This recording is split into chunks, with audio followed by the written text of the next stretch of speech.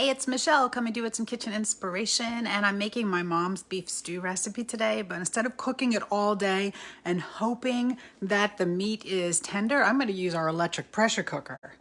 I converted this a couple years ago, and I love to make this recipe this way. It's one of those good recipes. It's awesome for wintertime. I bought beef cubes, but I always find they're a little bigger than I want them to be, even though they're beef cubes. I really like them bite-sized because this is kind of a soup, you know?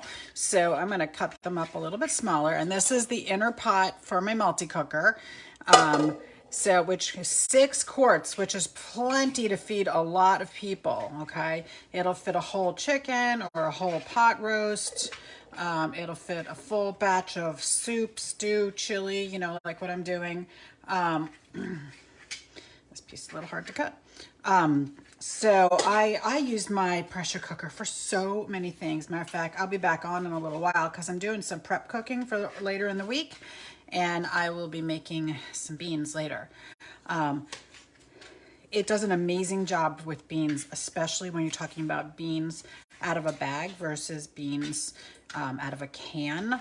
Normally beans out of a bag would be like an all-day adventure, you know, sometimes 2 days. They have to soak overnight before you can do anything with them, and then cook them for many, many hours. And when I do them in the multi-cooker or my old quick cooker with dry from the bag, an hour later we're eating those beans.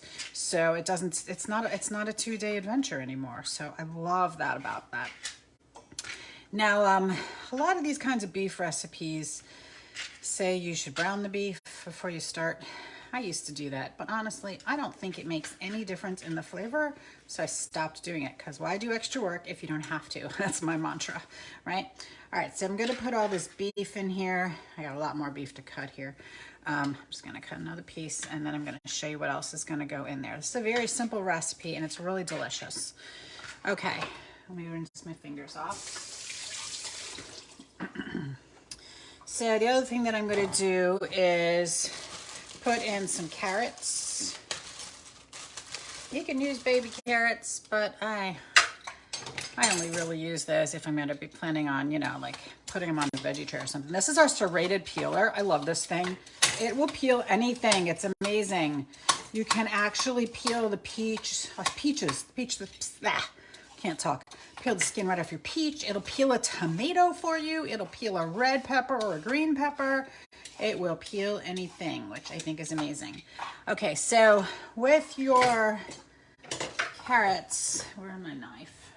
I'll grab my 5-inch Santoku, because you guys all know that's my favorite knife. I like to, I cut them depending on how wide it is. This carrot's pretty close to normal, same all the way up. I'm gonna, again, do bite-sized pieces and throw them in. So it's gonna get a bunch of carrots, and then it's going to get a bunch of potatoes, which you can peel or not, it's up to you. I peel them for this recipe. It's a lot of recipes. Like if I'm making pot roast, I'm just gonna quarter them and chuck them in. But for, I don't know. You know, we all do things the way our mom did it, right?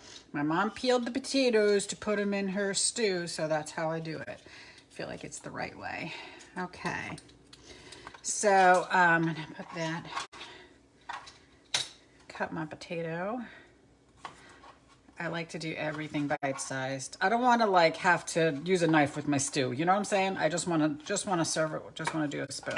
Okay, so I'm gonna get a bunch of potatoes, a bunch of carrots, and then I'm gonna put in a couple of cans of tomato sauce, which is what normally would go in here, but I don't have tomato sauce because I couldn't get it in my store for some reason. So I bought crushed tomatoes. I'm gonna drop them in my blender and blend them up so that they're nice and smooth like tomato sauce. I'm gonna pour that in. I'm gonna add a whole bunch of salt and pepper, and then I'm gonna put it in the multi-cooker on the pressure cooking setting, the beef pork setting, and set it for 65 minutes. So 1 hour and 5 minutes. It's gonna take about 10 minutes to heat up. So it's about 1 hour and 15 minutes from cooking time total, and you will have perfectly tender potatoes, carrots, and beef, and it's just delicious. It's such a great comfort food.